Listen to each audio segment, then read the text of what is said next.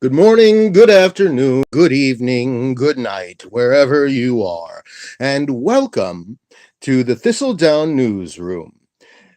And what's happening now with your host, Mr. Thistle Bloom, where we try to lend the news the weight it deserves.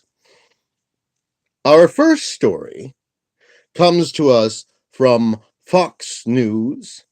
And the headline reads, American student stabbed to death in Netherlands told her friend her roommate threatened to kill 3 people. A Minnesota blues drummer studying psychology who was stabbed to death in her apartment in the Netherlands had texted a friend last week saying her roommate threatened to kill 3 people. Sarah Pappenheim of Minnesota was discovered Wednesday, stabbed to death in a Rotterdam apartment near Erasmus University, where she'd been studying since 2016, police spokeswoman Miriam Bowers said. A 23-year-old man has been arrested in her slaying, though his identity has not been released. Oh dear. I think we all know where that's going to go. On Friday, he was ordered detained for 2 more weeks while the investigation continues. The 21-year-old woman's friend, Adam Pryor, said he received a text message from Pappenheim on December 6th saying her roommate threatened to kill 3 people. In the message, Pappenheim said she was going to have to go to the police. The Associated Press reported. Pryor said he was not sure if she went to the police. He told Good Morning America he felt something was wrong with her before she died. I could tell she wasn't doing right because she was just being weird over text, and then I asked her what's wrong, and she said she never talks to anyone anymore, Pryor said. She said, I work full-time and I have school full-time, and everything is just so up right now. My roommate told me is going to kill 3 people, so I'm gonna have to go to the police. I'm assuming these are taken directly from the text messages. He called his friend one of a kind. It was just incredible. We talked just all the time over there through text and whatnot, in and out of school for both of us. It's just, she's one of a kind, he said. Donnie Odegaard, Pappenheim's mom, told the Star Tribune the man accused of murdering her daughter had been getting more and more angry over the last few weeks. They'd talk music all night, Odegaard said. They kinda clicked on that. Then, as time went on, he'd get highs and lows. Fox News, Ryan Gatos, and the Associated Press contributed to this report.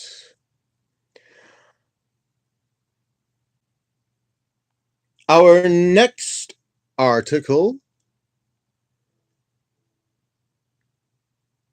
comes to us directly from the Congressional Press. The headline reads, Federal judge rules Obamacare unconstitutional. Democrats immediately vow appeal. I am not surprised. A federal judge delivered a stunning rebuke to the Affordable Care Act late Friday, ruling the individual mandate is unconstitutional and nullifying the entire ACA in a case brought by 20 Republican state attorneys general. Let us all take a moment of silence in appreciation for this man's patriotism.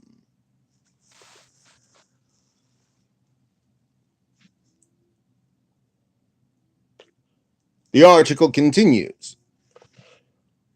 President Donald Trump celebrated the ruling immediately, saying on Twitter, "As I predicted all along, Obamacare has been struck down as an unconstitutional disaster." The president spent much of his first year in office attempting to repeal the ACA, known informally as Obamacare, for its proponent in the White House before Trump. The last Republican-led health care bill was defeated in July 2017 when the late Senator John McCain voted against it. The president also implored Senate Majority Leader Mitch McConnell and soon-to-be House Speaker Nancy Pelosi to work out a new health care bill. As I predicted all along, Obamacare has been struck down as an unconstitutional disaster. Now Congress must pass a strong law that provides great health care and protects pre-existing conditions. Mitch and Nancy, get it done. Donald J. Trump at Real Donald Trump, December 15th, 2018.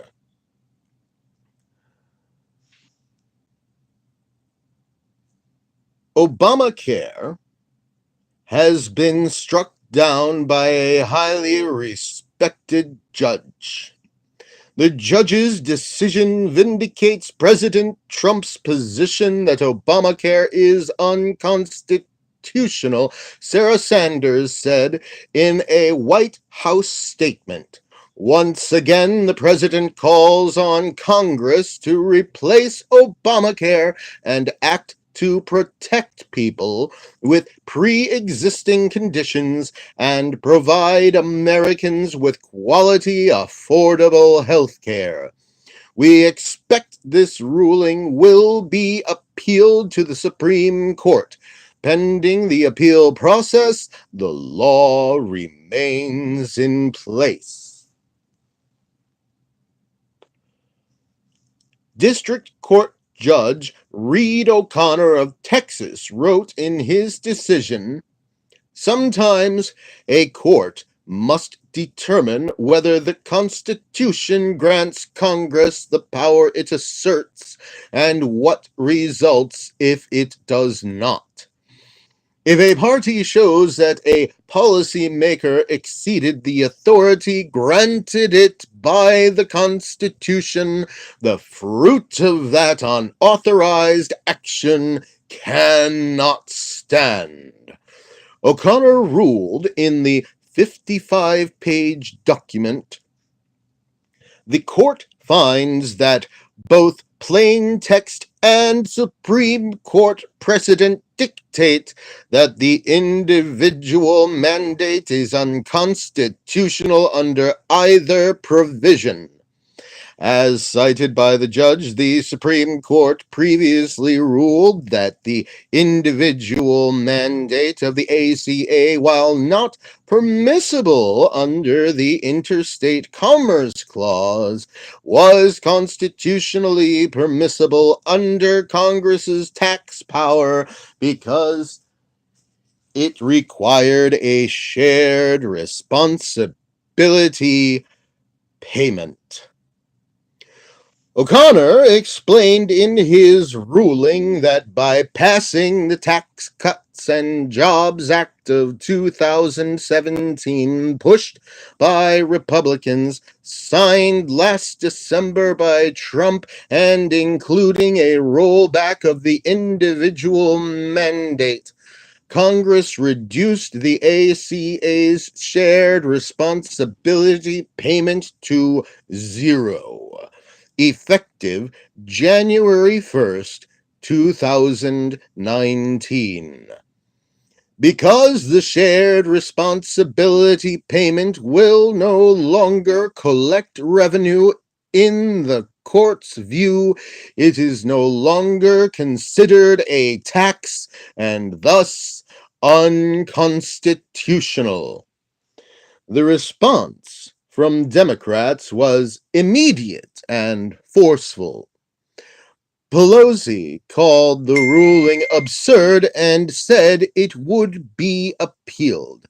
Tonight's district court ruling exposes the monstrous endgame of Republicans' all-out assault on people with pre-existing conditions and Americans' access to affordable health care, Pelosi said in a statement. Clearly, Nancy Pelosi did not read the statements made by Donald Trump or the Republicans who pushed this through.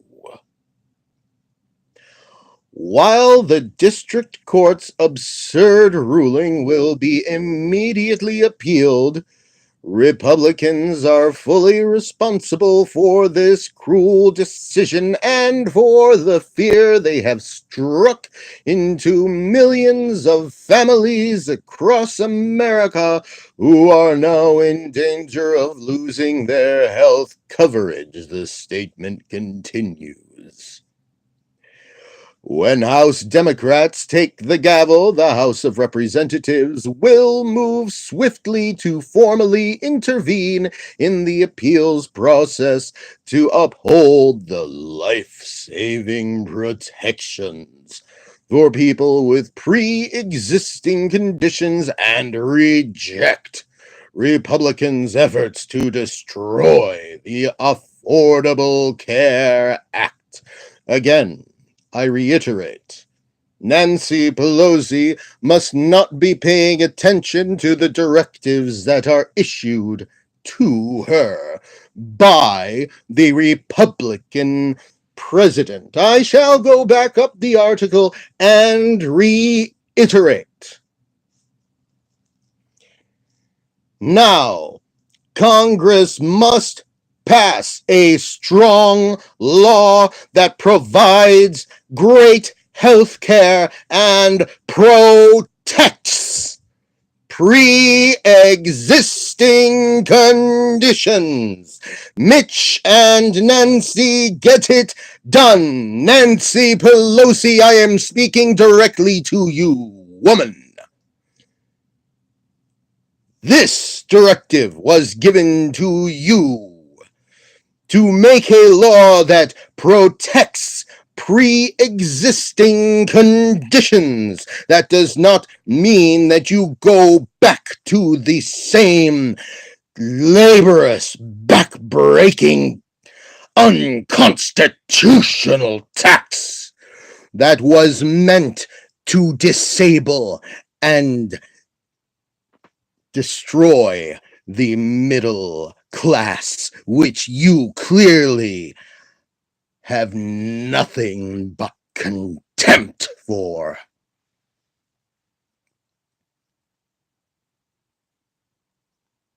Moving on. Pelosi is expected to take over as House Speaker in January, when Democrats regain control of the House in the wake of the midterm elections. In the Senate, where Republicans maintained control, Minority Leader Communist Chuck Schumer backed up Pelosi's condemnation. And no, the article did not call him a communist. I did. Chuck Schumer is a communist. End statement. Moving on. The ruling seems to be based on faulty legal reasoning, and hopefully it will be overturned. Americans who care about working families. You mean not Americans like you, then, Nancy, because you clearly do not care about working families. But I digress and continue. Americans who care about working families must do all they can to prevent this district court ruling from becoming law. Oh, Schumer wrote in a statement. Well, of course, Schumer would say that in a statement. As I said, Schumer is a communist and does not believe in the right of the individual to own personal property or to take in meaningful income. Hence his support of the Affordable Care Act. The ruling throws a wrench into the plans of people who rely on Obamacare. Well, as the numbers show, that is primarily people who do not have a legal right to be in the United States in the first place, or who have uncertain insurance coverage and a pre-existing condition. The final day for Obamacare sign-ups in many states is Saturday.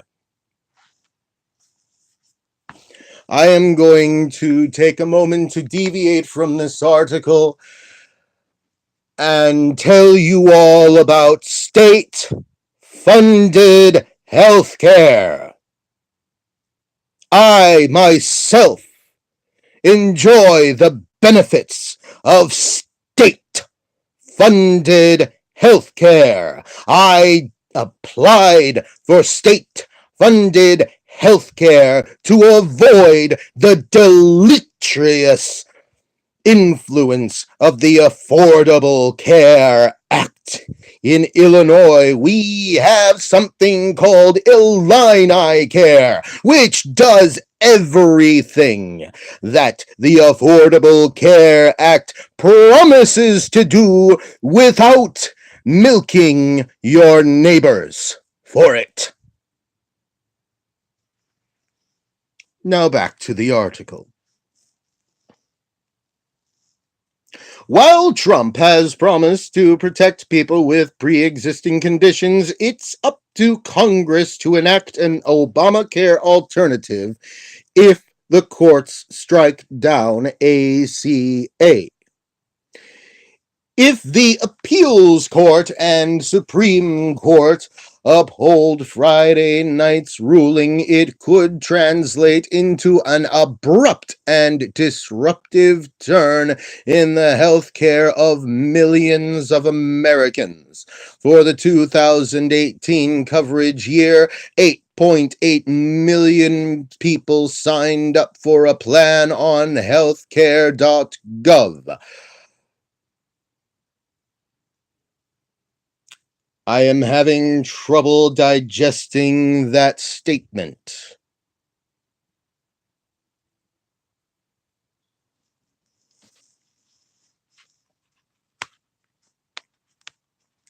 This is the same healthcare.gov that couldn't be launched for months after the projected launch date. This is the same healthcare.gov. Oh.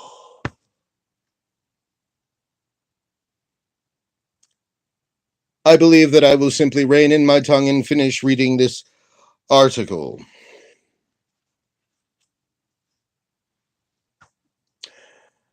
In October, Health and Human Services Secretary Alex Azar, who supported the lawsuit, spoke to ABC News about the administration's Plan B to protect people with pre-existing conditions if the courts shut down Obamacare. The president has been 100% clear. He will not sign a repeal and replace package for Obamacare that does not adequately protect individuals who have pre-existing conditions, Azar said. There are many ways to do that, but he will not sign any package that does not protect people with pre-existing conditions.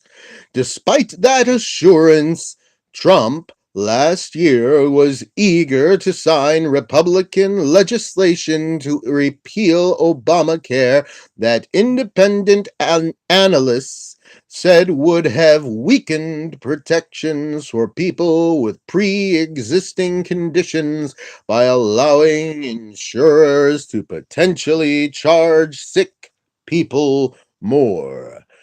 ABC News' Miriam Khan contributed to this report. Before moving on to the next article, I would once again like to remind my listeners that your state may have comparable coverage to Obamacare that will not milk your neighbors of their hard-earned pay. Moving on. Del Monte Foods recalls these cans of vegetables. Here are the impacted states. From MSN.com yesterday. Del Monte Foods has recalled Fiesta corn in more than 25 states because of a possible contamination. The company will recall 62,242 cases of Fiesta corn seasoned with red and green peppers because the food might not have been processed correctly, according to the company. These deviations were part of the commercial sterilization process and could result in contamination by spoilage organisms or pathogens, which could lead to life-threatening illness if consumed. It is important to note that there have been no reports of illness associated with these products to date, the company said in a press release. The mishandling may have contaminated the food.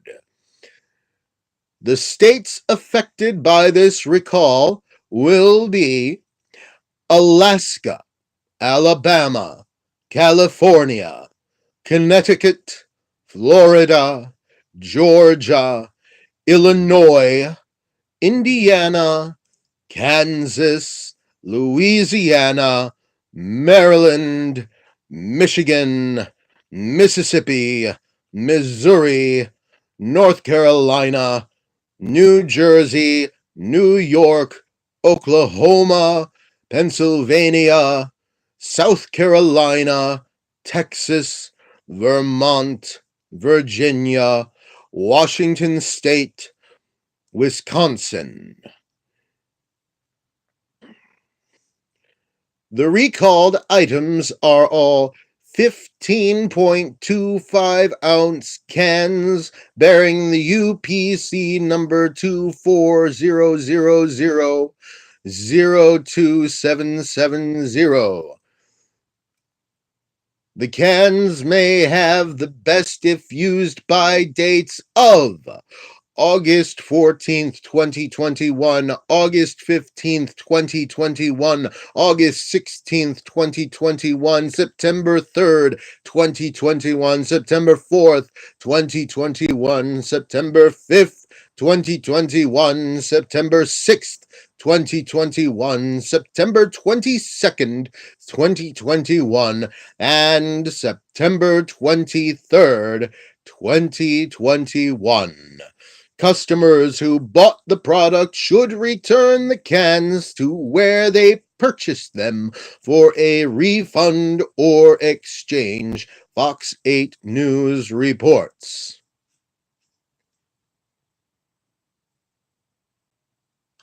This article was written by Herb Scribner from National Deseret News and was legally licensed through the Newscred Publisher Network. Please direct all licensing questions to legal@newscred.com.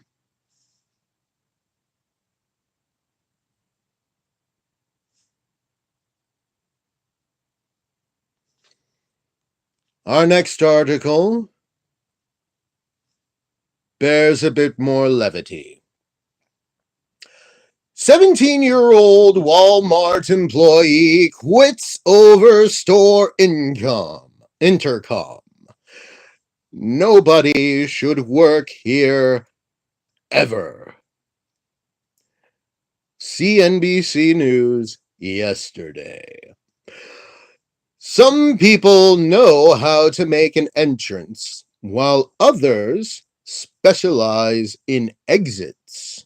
On December 6th, 17-year-old Jackson Rassicot posted a video titled "How I Quit My Job Today" on Facebook.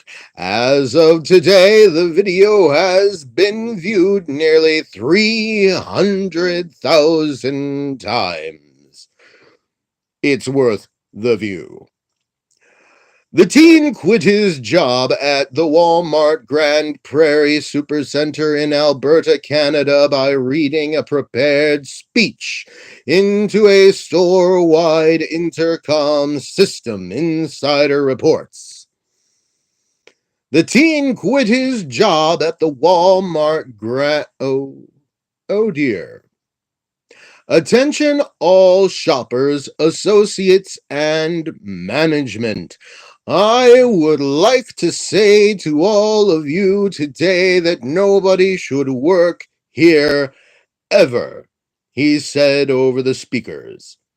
Our managers will make promises and never keep them. During his remarks, Rassicot noted that he has been working for Walmart for over a year and a half and calls out his assistant manager for insulting him.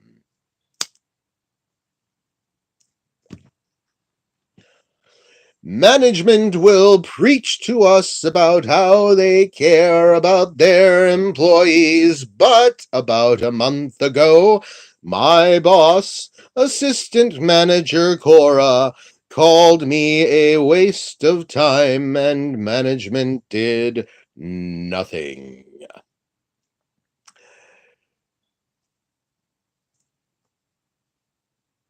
It gets better.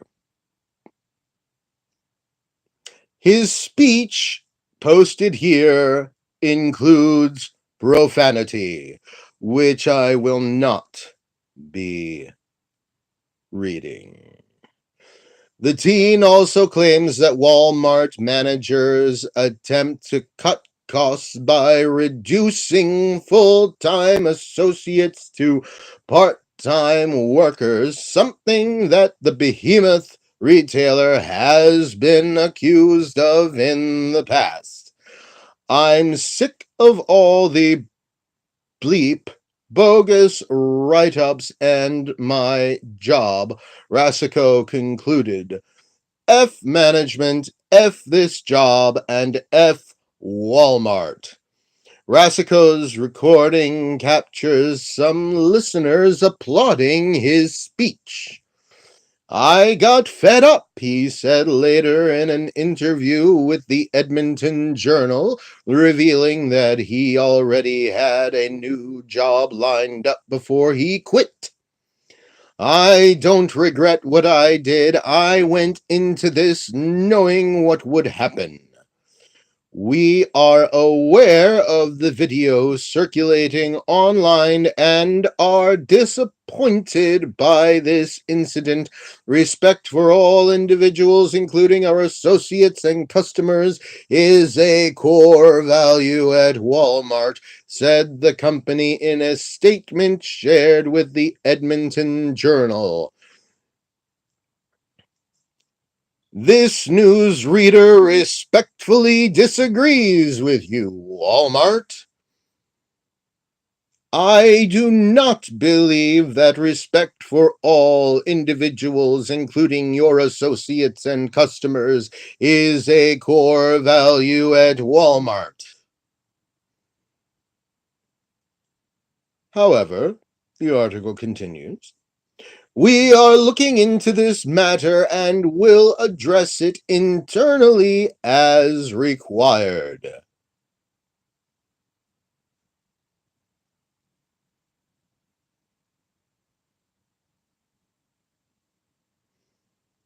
This article does not contain writing credits.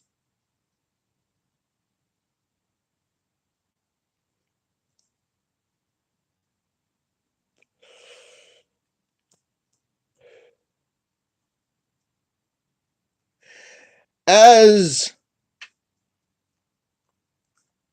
lame as that supposed insult goes, with us in the United States, we must take into consideration that this did occur in Canada.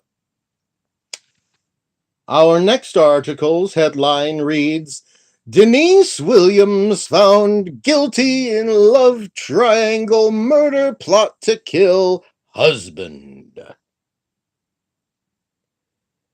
A Florida widow was found guilty of murder in connection to her husband's 2000 slaying that was staged as a boating mishap. Denise Williams, 48, was convicted Friday in the death of her high school sweetheart, Mike Williams, who disappeared in 2000 in the month of December while on a hunting trip to Lake Seminole in Florida. This sounds suspiciously like the plot of a movie that will be coming out soon. I will not name the movie or the actors in it. She faced charges of first-degree murder, conspiracy, and accessory after the fact. The jury deliberated for around 8 hours before finding Denise guilty of all charges. The murder charge comes with a mandatory sentence of life in prison. Both Denise and Mike's families appeared to be emotional after the verdict was read. Prosecutors argued Denise was having an affair with Mike's best friend, Brian Winchester, before his death. They alleged the lovers plotted to kill him so they could be together and she could cash in on his $1.75 million life insurance policy. As part of an immunity deal, Winchester confessed last year to luring Mike on a boating trip and then shooting him in the face. With search crews unable to find Mike's body, authorities determined that he likely accidentally drowned and was eaten by alligators. Denise and Winchester allegedly carried on with their relationship after her husband's death, but kept things under wraps until they married in their 2005 nuptials. The pair divorced in 2016. There you go. Play stupid games, get stupid prizes. When their relationship soured, Winchester allegedly became paranoid that Denise would tell authorities the truth about Mike's disappearance, according to his testimony. He was arrested in 2016 for kidnapping Denise at gunpoint to convince her not to turn him into police. Stupid games, stupid prizes. While he awaited trial for kidnapping, he was offered immunity in Mike's case if he confessed about the disappearance.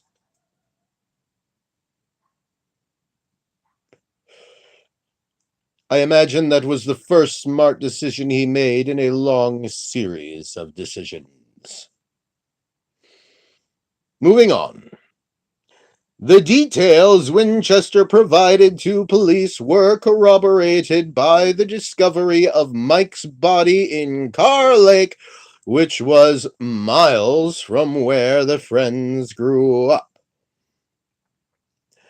Winchester's confession led law enforcement to arrest Denise in May from her office at Florida State University.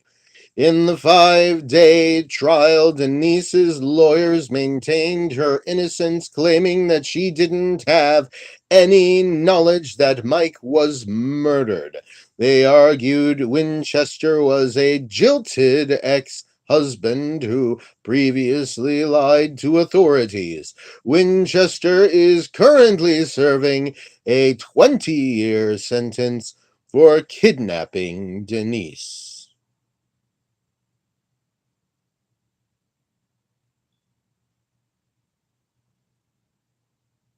This article was from the New York Post by Jackie Salo.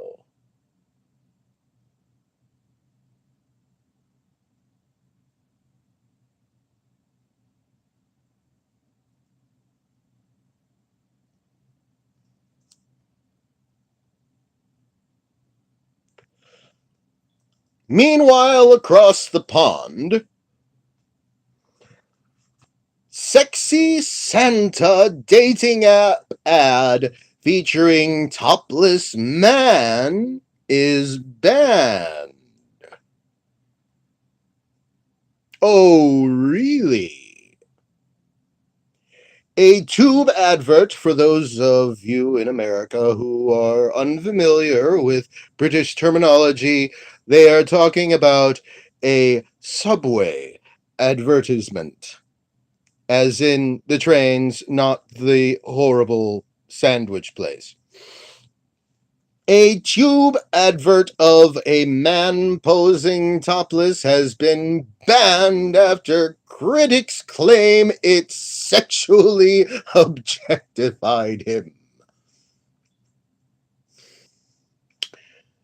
The poster, which promotes a dating app for over 50s, features 58-year-old model Paul Orchard, dressed as the UK's sexiest Santa, as part of a campaign claiming that 1 in 5 women find Father Christmas attractive.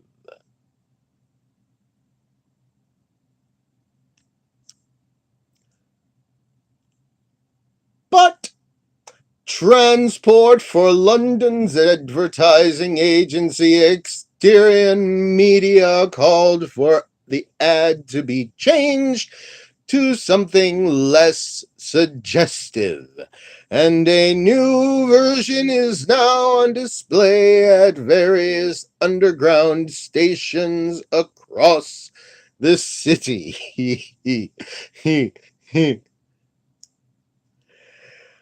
A TFL spokesperson tells The Independent that the ad went against guidelines set by advertising watchdogs.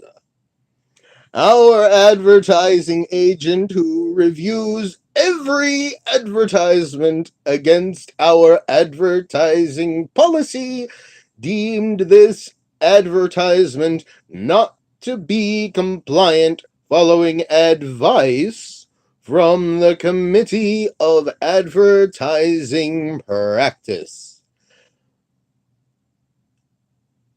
This is a dating app. Few and far between are the morons who think that a dating app is going to find them the love of their life. Dating apps are and always have been for the express purpose of unscrupulous people to hook up. But moving on. As in all cases where an advertisement is deemed not to be compliant, we have worked with the advertiser to amend it, and it is now running on our network. The revised campaign, which features Orchard wearing a suit, is already on display at Euston Station and will run until December 16th, they added. Lumen co-founder Charlie Lester said he was surprised the ad was banned. As are we all, Charlie, as are we all.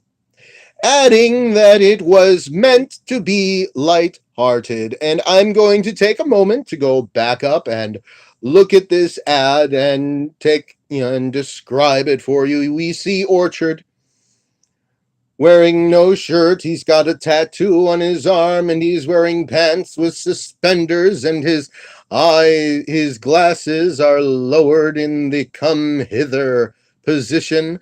And on the left of this advertisement, it says, "Pull a cracker this Christmas." For those of us in America who are unaware of what a cracker is, or simply don't watch Doctor Who, well, most of us don't watch Doctor Who anymore, but a cracker is a holiday device over across the pond, much like our New Year's confetti poppers, except that you are supposed to pull a cracker from both ends. So it generally requires two people. It really is quite fun. However, moving on. "I thought it was funny," he said. "So did I, Charlie. So did I. I don't think it's rude. It is cheeky. Yes, Charlie, it is cheeky. Much like all dating apps are cheeky. Our app is all about anti-ageism, body confidence, and being yourself. Oh dear, we have buzzwords. So to have this banned is a bit depressing. It's ridiculous and absurd." There we agree, Charlie. It is ridiculous and it is absurd. We worked hard to ensure the photographs were tasteful as well as fun, and it's a shame TFL don't see it that way. Orchard concurred, telling the Evening Standard, "I'm surprised these ads have been banned, especially when you consider the other images you regularly see in the underground of younger people wearing much less than I am." Only too true, Mr. Orchard, only too true. The ban comes just after the Advertising Standards Agency announced that adverts reinforcing harmful gender stereotypes will be banned as of June 2019.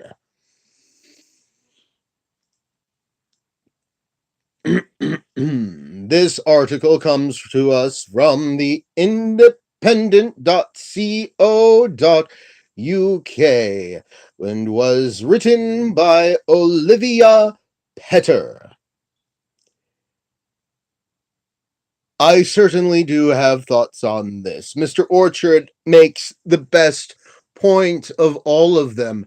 The advertisements that we see in everyday life, pretty much everywhere you go in the Western world, utilize some form of sexually suggestive theme in order to sell a product.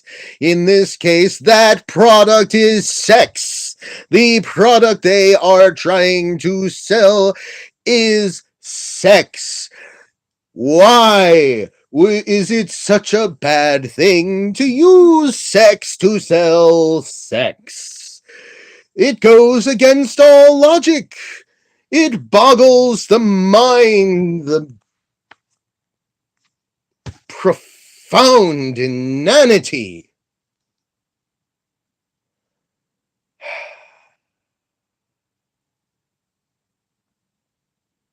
Oh dear, it looks like I've saved one from Huffington Post, but it's a fun one. Natalie Portman slams Israel's nation-state law as racist. Wrong. I think we all saw this coming. Jerusalem-born actress Natalie Portman has only harsh words for Israeli Prime Minister Benjamin Netanyahu's controversial nation-state law passed over the summer, formally recognizing the country as a Jewish state despite its large population of non-Jewish Arabs. It's racist, and there's nothing else to say about that, Portman told the BBC in an interview posted online earlier this week. It's wrong, and I disagree with that law, the actress continued. I'm sorry, Natalie. I thought that you just said it's racist and there's nothing else to say. It's amazing how these people just continue on after ostensibly having completed the thought, but moving on. Called the Basic Law, the measure sets Hebrew as the national language and states that Israel's Jews have a unique right to self-determination. It also defines Jerusalem as the complete and united capital of Israel, ignoring the fact that it's occupied in part by Palestinians who wish to claim it as their capital.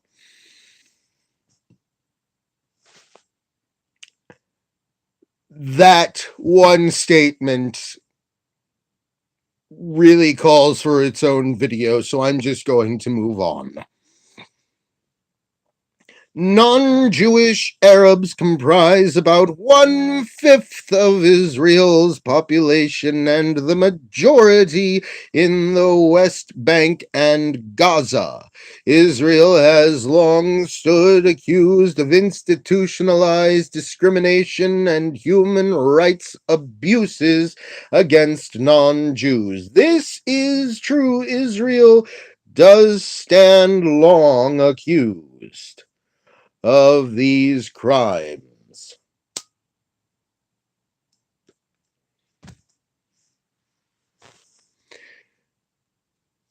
Portman told the BBC it's hard to be from a place where laws like this are in place. It's like your family. You love them the most and you also feel the most critical. Much like Americans, Natalie, where we are becoming hypercritical of our government for having done exactly the opposite of what Prime Minister Benjamin Netanyahu has done with this law. Many of us feel that America should be for Americans, and that is not a denotation of one's arbitrary traits. No. In order to be American, very little is actually required. All that is required is that you feel a deep and abiding love for this country and a deep and abiding hatred for anything that tries to tear it down.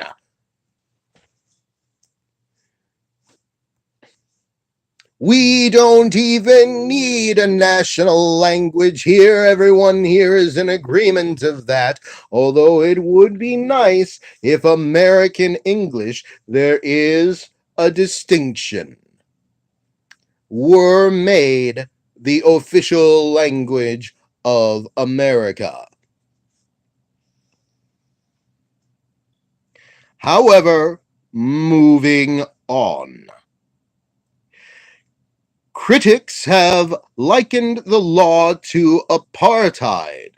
Proponents say it marks a defining moment for Israel and have said criticism amounts to anti-Semitism. Firstly, criticism does not amount to anti-Semitism, it amounts to criticism. Secondly, apartheid is not where you wish to have an ethno-state. Apartheid is where you wish to have a mixed yet segregated ethno-state. Israel wants Israel to be for Israelis and Hebrews, being of a specific bloodline and belief system. This is not apartheid. What they wish is for their country to be for them. Portman's critiques come 8 months after she backed out of a major Israeli award ceremony in Jerusalem, where she was scheduled to receive a prestigious honor. The Black Swan actress explained in a statement that she did not want to appear to support Netanyahu, who would be at the event. Oh my goodness, he's going to be there. I can't go. I'll look like I'm supporting him, even though I'm going to be given a stage and a microphone for several minutes where I can tell him exactly how I feel about this law. Oh goodness, I had better not go. Her statement released on Instagram said, "Like many Israelis and Jews around the world, I can be critical of the leadership in Israel without wanting to boycott the entire nation. Except, Natalie, that is almost exactly what you are doing. You have boycotted an award ceremony where you are scheduled to receive an honor because it takes place in a nation where you disagree with the laws set down by the Prime Minister, the nation from which you claim origin." So, yes, Natalie, you are indeed boycotting Israel, and it could be said the Israeli people and your own heritage. This article comes to us from Huffington Post and was written by Sarah Bobolts. That name deserves its own video. Our next headline reads, "Turkey will keep attacking PKK in Iraq," Foreign Ministry says.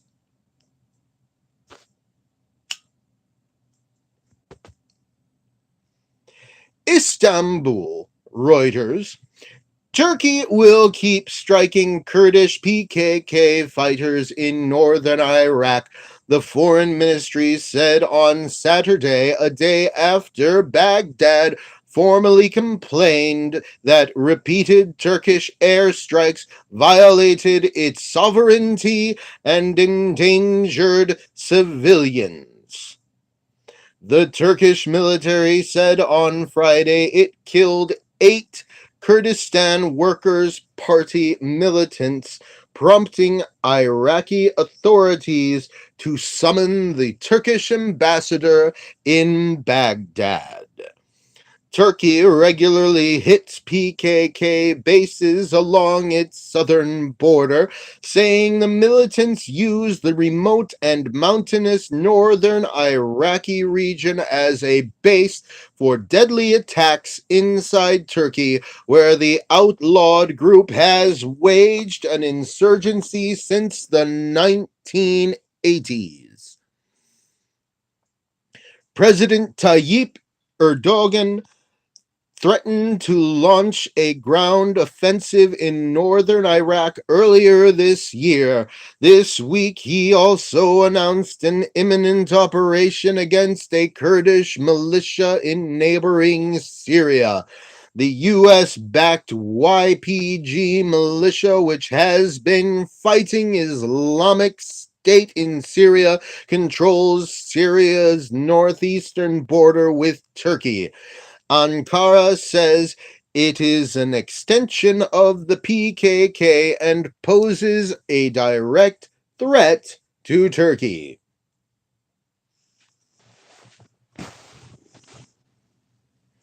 The activities of the PKK terrorist organization in the territory of Iraq and Syria have become a national security issue for Turkey, Foreign Ministry spokesman Hami Aksoy said. He said the government in Baghdad had a duty to prevent Iraqi land being used as a base for attacks on neighbors, and described Friday's airstrikes as an act of self-defense which Turkey carried out because Iraq would not act. These operations in the fight against terrorism will continue as long as terror organizations nest on Iraqi soil and as long as Turkey's security needs require it to, Aksoy said. The PKK is designated a terrorist organization by Turkey, the United States, and the European Union. It has waged a 3-decade insurgency in Turkey's largely Kurdish southeast that has killed about 40,000 people. This article comes to us from Reuters.com.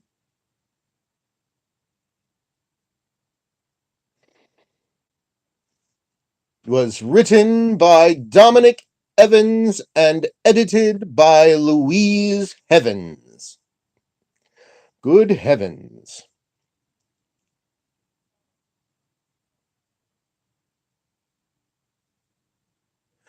Our final headline of the day reads, Latest Facebook bug exposed up to 6.8 million users' private photos.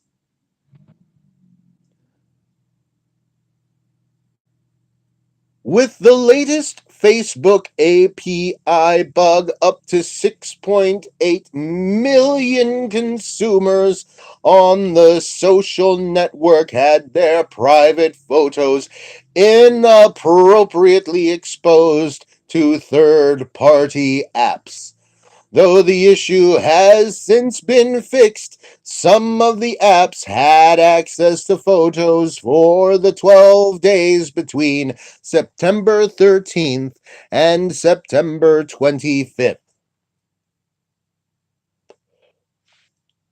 Users impacted had already authorized and granted special permissions to these apps to access content from their timeline, but the bug led developers to access photos that were uploaded but never yet posted on the marketplace or Facebook stories.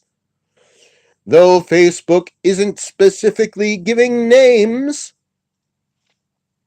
it says up to 1,500 apps from 876 developers were affected.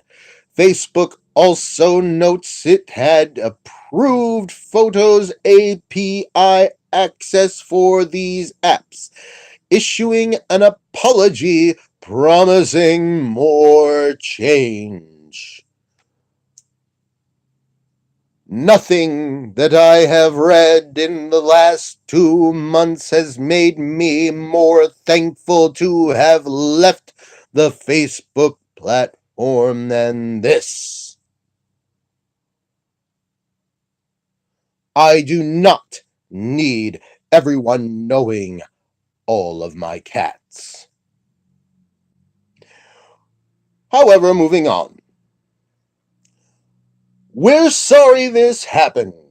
Early next week, we will be rolling out tools for app developers that will allow them to determine which people using their app might be impacted by this bug. We will be working with these developers to delete the photos from impacted users, said Tomer Bar, engineering director at Facebook. Facebook will be alerting impacted consumers with a notification which will then direct them to the Help Center, where they can see if they've used any apps that were impacted by the bug. It also is recommended for consumers to individually log into apps to check and see if they've wrongfully obtained any photos permissions. A sample notification and interface of what consumers will end up seeing can be seen to the left. Oh, I'm sorry, there's a picture there. It is not clear when Facebook first was made aware of this API bug. How very convenient. Moving on. TechCrunch reports that Facebook discovered and fixed it on September 25th, but took its time to investigate so it can warn impacted users. That report also makes it clear that photos shared through Facebook Messenger were not impacted. This would not be the first Facebook-related problem in recent months. Back in November, hackers were attempting to sell 120 million private Facebook messages, though that was related to third-party extensions. Before that, up to 50 million accounts were also compromised due to a flaw in access tokens and the view as feature. The social media website also apparently knew about Russia data harvesting on its platform since 2014, according to seized documents. If you are on Facebook, I would highly suggest leaving.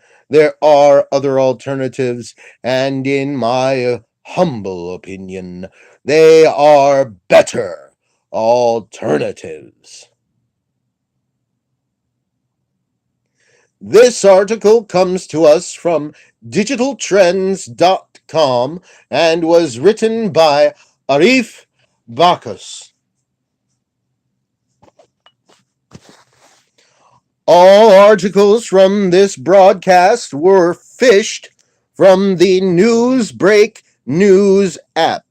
For the latest in world, local, entertainment, sporting, and tech news, go to your app store today and download the Newsbreak app.